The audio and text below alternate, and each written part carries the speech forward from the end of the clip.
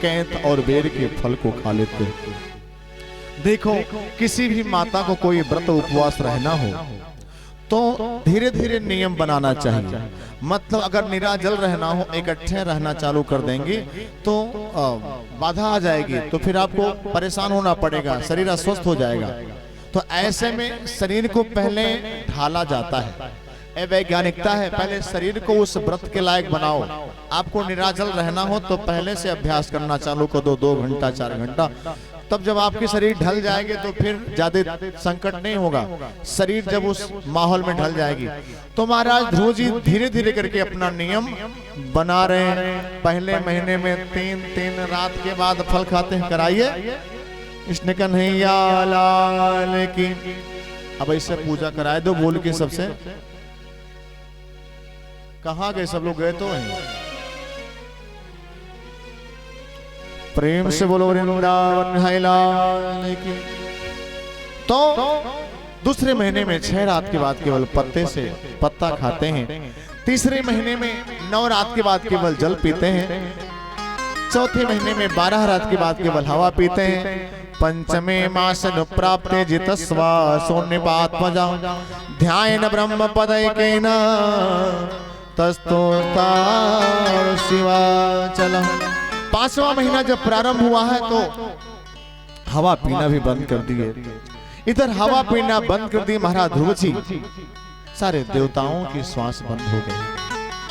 प्रकृति का नियम, प्रकृति के नियम के अनुसार जब तपस्या ध्रुव जी की पूरा हुई तो वो प्रकृति भगवान को मजबूर लगी करने की, आप जल्दी दर्शन कर देने आओ, जल्दी दर्शन देने आओ।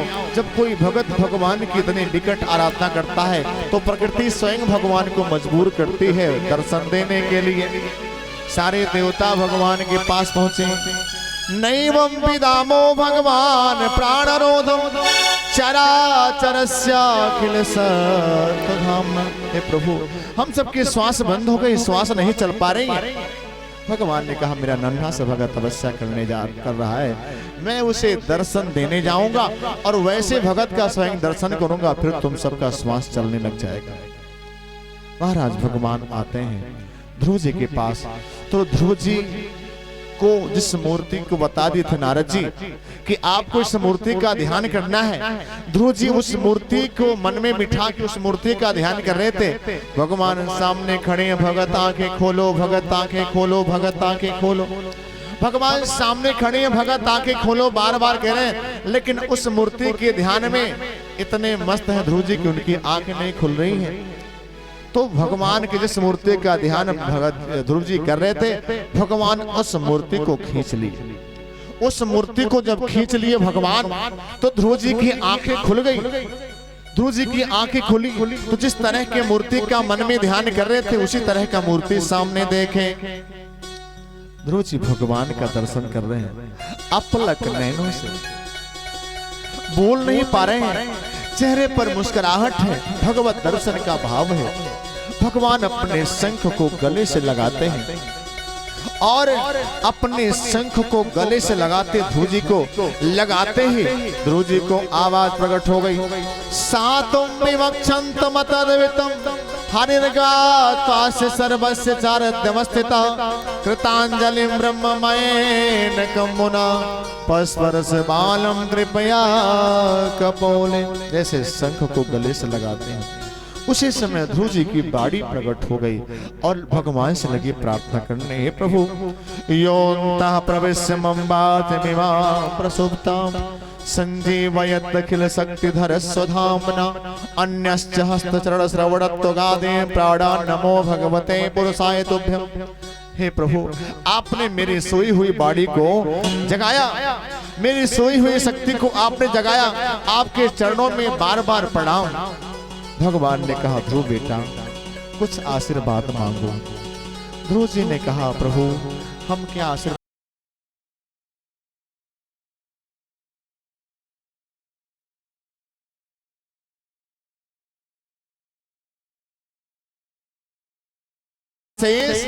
खत्म हो जाते हैं।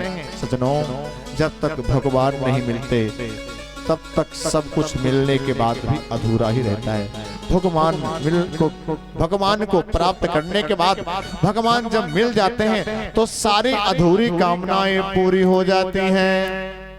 भगवान बार बार निवेदन करते हैं पर ध्रुव जी मांगते नहीं। एक सच्चे भगत का लक्षण है कि भगवान की भक्ति निस्वार्थ भाव से करता है।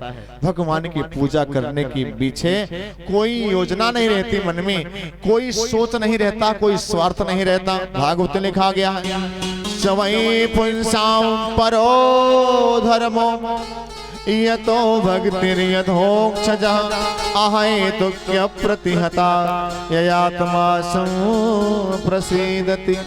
जनों, शुद्ध भक्ति होती है कि भगत का भाव भगवान से बिना किसी स्वार्थ के लग जाए। जैसे लोग स्वभावतः सुरती खाते हैं, सुरती से कोई स्वार्थ तो नहीं रहता है ना, तंबाकू से, लेकिन फिर भी लोग कहते हैं अमल बस खाते हैं। ऐसे भगवान की भक्ति अमल बस होनी चाहिए, पीछे कोई स्वार्थ ना हो कि भगवान हमें ये दें, भगवान हमें वो दें। ऐसा स्वार्थ जब आता है तो ऐसी भक्ति दूषित हो जाती है। भक्ति नहीं, वह भक्ति व्यापार बन के रह जाती है। आजकल बहुत सारे भगत, बाबू आप यहाँ बैठो, प्रेम से बोलो लेकिन ऐसे बहुत सारे भगत भगवान का पूजा करते हैं तो अगरबत्ती जलाते हैं, तो अगरबत्ती जलाने के पीछे मन में ये सोच लेते हैं भगवान से मांगे क्या क्या। माताएं काली जी को ढरकावन चढ़ाती हैं तो काली जी को लंबी लिस्ट थमाए देती हैं। बेटवा की शादी हो जाए, नाती पैदा हो जाए, घर बन जाए, कालियों माता सोचती हैं ढरकावन हमारे लिए कितना महंगा पड़ जा रहा है, इससे बढ़िया तुम चढ़ाते ही नहीं। एक लोटा धार के पीछे हम तुम्हें का दें। प्रेम से बोलो वृंदावन लाल की। कविवर बिंदु साहब अपने कविता में कहते हैं क्या इश्क एक तरफायूं मसरूर हो जाऊंगा मैं, श्याम तुम होंगे समा कापूर हो जाऊंगा मैं अगर मांगो जो तुमसे तुम न देना कुछ मुझे। हे प्रभु, अगर मैंने आपसे मांगा तो आप हमें कुछ न दीजिएगा। मैं अगर मांगो जो तुमसे तुम न देना कुछ मुझे, तुमने अगर दिया तो मजदूर हो जाऊंगा मैं। अगर मेरे भक्ति के बदले आपने हमें कुछ दे दिया तो मेरी भक्ति तो व्यापार बन जाएगी। स्वामी का सेवा मजदूर किया, स्वामी ने पैसा दिया, खत्म हो गया, बराबर हो गया। मैं अगर देखो जो तुमको तुम न मुझको देखना, तुमने अगर देखा तो मगर गमरूर हो जाऊंगा मैं। अगर आपने देखा तब तुम्हारे अंदर अहंकार आ जाएगा। जहां मैं संपन्न हुआ तहां मेरे अंदर अहंकार आ जाएगा। इसलिए प्रभु हमारे तरफ देखना भी नहीं। मैं अगर तड़फूं तो दृग से बिंदु टपकाना न तो, अगर मैं तड़फा तो मेरे लिए आपके आंखों में आंसू तक ना आए। अगर आपके आंखों में आंसू आया, आंखों से दूर हो जाऊंगा मैं। आप मेरे लिए आंसू मत टपकाना, मेरे लिए प्रभु आपकी आंखों में आंसू नहीं आ सकता।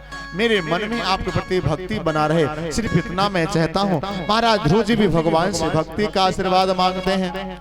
भगवान ने कहा बेटा तू राजा बनने के लिए तपस्या करने आया था, मेरा आशीर्वाद है तुझे राजपद तो मिलेगा ही, लेकिन राजपद के बाद तेरे लिए हम एक नया लोक बना देंगे, एक ध्रुव लोक बना देंगे तेरे नाम से, जहां सप्तर से भी तेरी परिक्रमा करेंगे।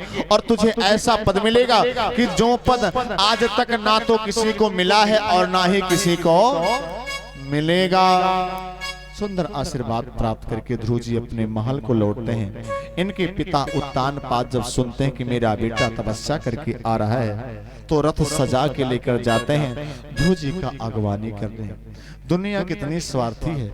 यही ध्रुव जी जब तपस्या करने के लिए जा रहे थे 5 साल की अवस्था में, तो कोई हाल चाल तक पूछने वाला नहीं था। लेकिन आज जब ध्रुव जी तपस्या करके वापस लौट रहे हैं तो उनकी अगवानी हो रही है। दुनिया माला माल को पूछती है, कंगाल को नहीं पूछती है। नमो अकिंचन वित्ताय निवृत्त गुण वृत्ताय आत्मा रामाय शांताय कैवल्यपते नमः।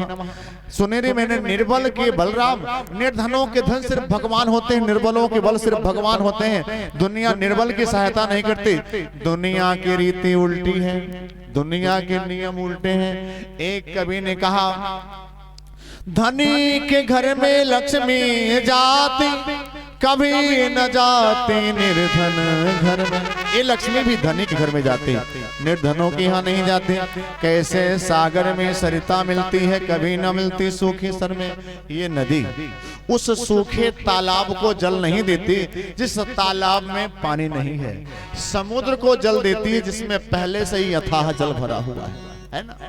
सूखे तालाब को जल नहीं देती, समुद्र को जल देती जिसमें पहले से जल भरा हुआ है। ठीक ऐसे ही ये दुनिया है, गरीब को सताती है, अमीर को सुख पहुंचाती है, दबे को दबाती है।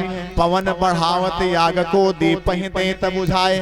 हवा चलता है तो टिमटिमाता दीपक बुझ जाता है और आग बढ़ जाते हैं। दुनिया की उल्टी रीति है। प्रेम से बोलो वृंदावन बिहारी लाल की। महाराज उत्तान पाज धू को राजा बनाए और स्वयं जंगल में तपस्या करने चले गए।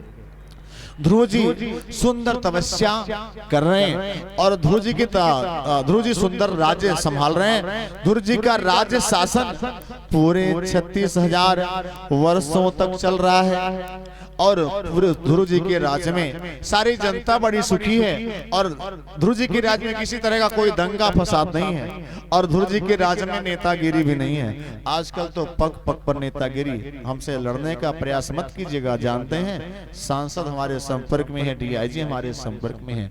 आजकल गांव-गांव में ऐसे नेता मिल जाते हैं जो अपने जेब में अधिकारियों को लेकर घूमते हैं, है ना। ऐसे नेता मिल जाते हैं। किसी कवि ने इनके विषय में कहा, नेता इनकर नाम है ये कलयुग के कलयुग, नेता इनकर नाम है ये कलयुग के कलयुग। अब बगुला भगत बने फिरे बड़े भयंकर जीव। नेता इनकर नाम है ये कलयुग के कलयुग, बगुला भगत बने फिरे बड़े भयंकर जीव। बड़े भयंकर जीव झारी कुर्ता पर जाकिट, बड़े भयंकर जीव झारी कुर्ता पर जाकिट। बिना बेलट के साफ करे जनता के पाकिट। बड़े भयंकर जीव झारी कुर्ता पर जाकिट, बिना बेलट के साफ करे जनता के का पाकिट। कह यसियन कबीराय इंडियन वोटर चेता, कह यसियन कबीराय इंडियन वोटर चेता। 100 वोटर के बीच आजकल 90 नेता, 100 वोटर के बीच आजकल 90 नेता। प्रेम से बोलो वृंदावन बिहारी लाल की। ध्रुव जी का शासन कार्य बहुत बढ़िया चल रहा है, कोई दंगा फसाद नहीं। किसी कवि ने ये कहा, अगर दंगाइयों पर तेरा बस नहीं चलता तो सुन ले ऐ हुकूमत, हम तुझे नामर्द कहते हैं। वो हुकूमत नामर्द है जो दंगाइयों को बस में नहीं कर पाता। ध्रुव जी के लड़के हुए उत्कल, ध्रुव जी का की अंतिम अवस्था आई, विमान प्रकट हुए। विमान में ध्रुव जी बैठने लगे। जब विमान में ध्रुव जी बैठने लगे तो उसी समय मृत्यु देवी प्रकट हो गई और मृत्यु देवी ध्रुव जी से बोली कि मैं इस लोक की मालकिन हूँ, बिना मेरे इजाजत की आप नहीं जा सकते। ध्रुव जी ने कहा, मृत्यु देवी इधर आओ। बुला लिए और मृत्योर मोदने पदम दत्वा आरोरोहाद्भुतम गृहम। मृत्यु देवी के सर पे पैर रखकर विमान में बैठ गए और पार्षद लेकर चल दिए ध्रुव जी को। पार्षद लेकर ध्रुव जी को चले तो रास्ते में ध्रुव जी का चेहरा झुक गया, निराश हो गए। पार्षदों ने कहा क्यों? तो ध्रुव जी ने कहा, जिस माँ का मैं बेटा वो माँ धरती पर रह गई, मैं क्या करूंगा जाके मोक्ष पद पर स्वर्ग लोक में। मेरी माँ तो मृत्यु लोक में छूट गई। तो पार्षदों ने कहा, आप जैसे सुंदर तपस्वी बेटे को पैदा करने वाली माँ भला मृत्यु लोक में कैसे रह सकती है? वो देखो आपको पैदा करने वाली आपकी माँ आगे आगे सुंदर बैकुंठ धाम को जा रही है। तो सुंदर बैकुंठ को अपने माँ के सहित ध्रुव जी प्राप्त किए। प्रेम से बोलो वृंदावन बिहारी लाल की, कृष्ण कन्हैया लाल की। तो ध्रुव जी के उत्तम कर्मों का फल मिला और उन्हें सुंदर हरि पद की प्राप्ति हुई, हरि पद की प्राप्ति हुई। प्रेम से बोलो वृंदावन बिहारी लाल की। हो मूर्ख बंदे क्या है रे जग में तेरा, हो मूर्ख बंदे क्या है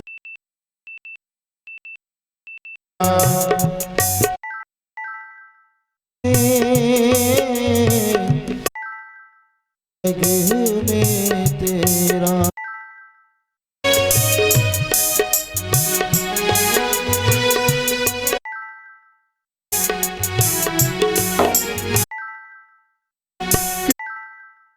चूड़ने महल बना कितनी बंदे कितनी महल बना निधि माया जो कितनी महल